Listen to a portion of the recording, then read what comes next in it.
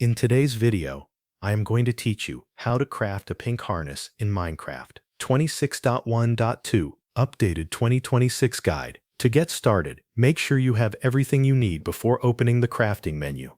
You will need the materials required to make a regular harness, and you will also need pink dye. Having both items ready first will make the process quick and easy. If you do not already have pink dye, collect it before moving on. Pink dye is the color item you will combine with the harness, so this part is essential. Once you have the dye and the harness materials prepared, you are ready to begin crafting. Now open your crafting table. This gives you access to the full crafting grid, which you will need if you still have to make the harness. Place the required harness materials into the correct pattern for the recipe. Then take the crafted harness from the result slot and move it into your inventory. If you already have a harness, you can skip that part and move straight to the dyeing process. With the harness in your inventory and pink dye ready, open the crafting interface again. Place the harness into the crafting grid, then add the pink dye. When the recipe is recognized, the result will appear as a pink harness. Take the pink harness from the output slot and move it into your inventory.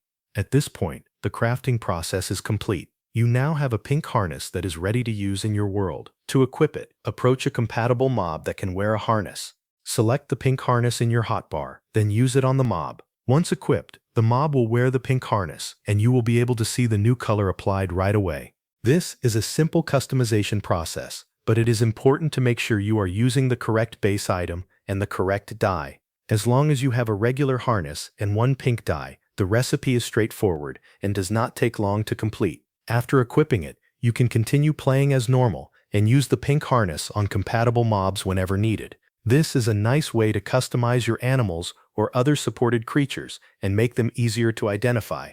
That covers everything you need to know.